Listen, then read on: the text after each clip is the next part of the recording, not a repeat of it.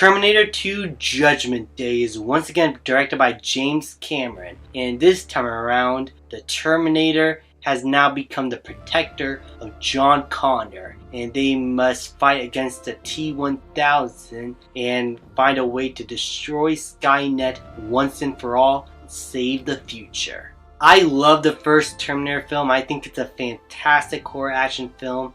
This goes for a more purely action-oriented sequel type of route, and unlike most sequels that try to go bigger and better, this one does the same thing, but with a great script, great characters. This is, without doubt, one of the best sequels of all time, and in many ways improves on the original. I still love the original film, and in some ways I prefer some elements to that film to this, but overall, Terminator 2 is just the better made film. They had a bigger budget, they had more stuff to do, they had more locations to work with, more actors to work with, and James Cameron knew how to build upon the foundations that were laid from the first film.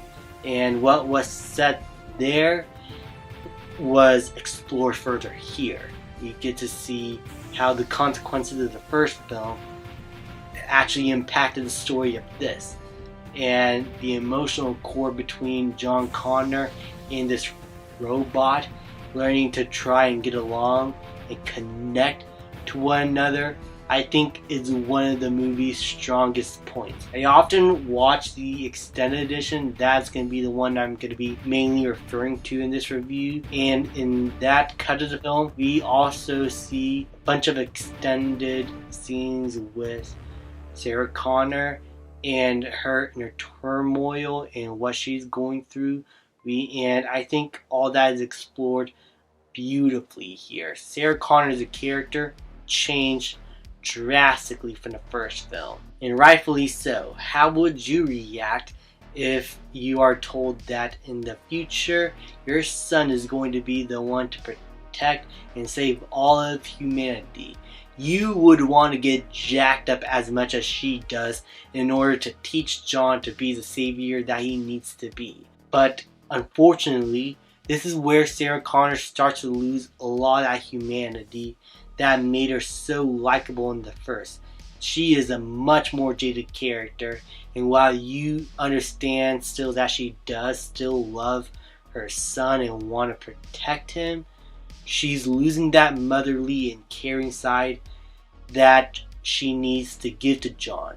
Humanity, a sense of love, something that machines don't have. And it's something that this machine, the T-800, is in some ways giving to John. Something that his mother couldn't. So the relationship between John Connor and the T-800 is a lot more friendly, it's a lot more fun compared to what the relationship between Sarah Connor and John Connor is. We often see these two characters be at odds with one another and not communicating as much. She is always focused on the mission and the mission only. And the movie explores a lot of her struggles trying to get a sense of humanity out of her, and how John Connor is trying to teach both her and the T-800 about humanity, because he understands now immediately. I love how he just brushes like the whole confusion thing aside and is like, I understand what's going on. You saved my life from this weird metallic machine. Like, it's obvious you're here to protect me. Just tell me everything that I need to know. I love how we did not waste time with a bunch of exposition. John Connor already knows what is going on and is ready to get to the mission, because we understand that he's been through a lot of training. He's been through so much gunfights, and he's been out in the field a little bit being taught from strangers about how to handle guns and everything to try and be the future protector. So you don't need too much explaining of what we already know. just what we don't know. And that kind of exposition works because it's intriguing lore building that gets us to understand what is happening in the plot while not repeating what we know before. Performance wise, everyone still does a great job. Arnold Schwarzenegger is once again fantastic as a T-800. It's a different performance than it was in the first film, whereas in the first film he played more of a villain role. Here he's playing the hero, and a bit of a dumb one as well. He is unknowing of what it means to be human, and so John Connor is often trying to teach him how to, in some ways, act like a human, or at least understand a person's humanity. And we see the T-800 fail in hilarious ways, and I love that banter between the two characters and how that grows throughout the rest of the film. You get a good sense that these two characters are growing close to one another. In many ways, the T-800, despite being a robot, is the closest thing to a father figure John Connor has ever had. At least a caring father figure that will do anything, including to die to protect him. And as I said before, Linda Hamilton as Sarah Connor is great. And man, John Connor, played by Edward Furlong, is so much fun to watch. I love his performance here. It's a lot of fun. He's a punk kid. He listens to rock music. But when he takes a moment seriously, you feel the sense of fear in his eyes. You get a sense that he is terrified of the situation he is in, and that he does want to protect his mother and save humanity and be the protector that he knows he needs to be. So he takes up a lot of decisions by himself, including trying to break into the facility that his mother's held in.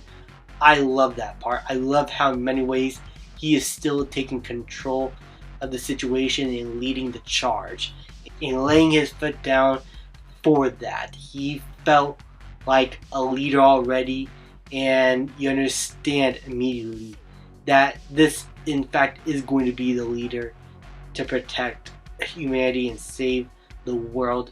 And it doesn't feel out of place. Despite him being a punk kid, you buy into the fact that he can be a great leader. And Robert Patrick as a T-1000 is an incredible foe. I don't need tragic backstories for my villains all the time. I just need them to pose a formidable threat. Because Skynet is a threat that is not supposed to be emotionally complex or to sympathize with. It's a robot that wants to kill all of humanity. You want your antagonist to be as cold-blooded as possible.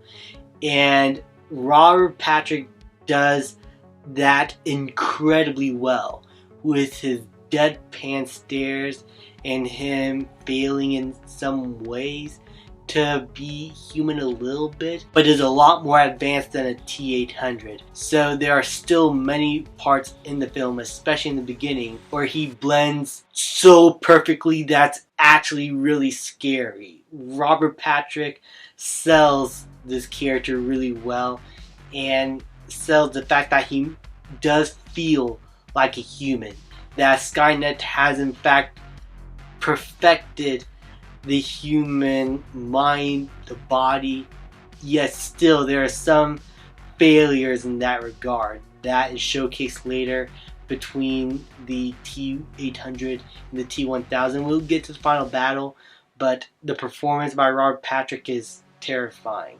As for the action sequences here, they are once again fantastic. The use of practical effects in real locations are incredible. This is some of the best action set pieces I have ever seen in a film. To the motorcycle chase in the beginning of the film, to the final battle, all the action set pieces here are absolutely incredible. And the way James Cameron is able to frame his action sequences and showcase them in such visceral detail, full of adrenaline. It's just, we don't get much action like this nowadays. Nothing that felt as real or as raw as this. This movie's action set pieces are going to be timeless. They are going to stand the test of time forever. And they are going to be a showcase of how to do fantastic action sequences. And the fact that you care about the story and the characters and what is going on help make you care and feel that much adrenaline when watching these set pieces. And when we get to the final battle, when everything comes to a head and the T-1000 is starting to fail in some ways to be human, to try and fool his targets, it is just a lot of fun to see. And this whole set piece right here in this facility starts to bring back a lot of those horror elements from the first film, and the fight sequence between the T-1000 and the T-800, and just the T-1000 just taking charge of the situation and almost getting Sarah Connor and John Connor at many points until the T-800 is able to shoot him down on some lava and he starts melting. It was such a cathartic villain death. In the final scene to end off the film, where John Connor and Sarah finally, after destroying everything at the Dyson facility with Miles Dyson, who is a great character, and I really like how they did not make him a villain. He is a genuine good guy who just wanted to help. Just, he was misguided. And so, after learning the truth about what his creation is going to do, we sympathize with him, especially in the extended edition where we see him still be a family man just by him being overworked and too focused on his work. Like, he's very passionate about it, but there are still moments where he knows that he has to put the work down and spend time with his family. You understand that he's coming from a good place at heart. Just, he doesn't understand that he is eventually going to lead to the destruction of all of mankind. So I like that he had little hesitation, just a little bit of hesitation to try and destroy everything. But once he makes it to the facility, he's just as ready to destroy everything that is going to destroy humanity. And I love this moment between him and the T-800 where he asks him to bring him a hammer or an axe and let him use it so he could destroy the one element that is going to cause all this madness. And he tells the T-800, I've been working on this thing for years. And the scream once he starts smashing it, like, that was one of my favorite scenes in the entire film. That he's telling his creations that this has been a whole mistake. You shouldn't be here. We gotta end this. And this machine happily lets it happen because he's willing to die for humanity and to save John Connor, which is exactly what he does at the end of the film. Once everything else from Dyson's company has been destroyed, we just have a T-800 left.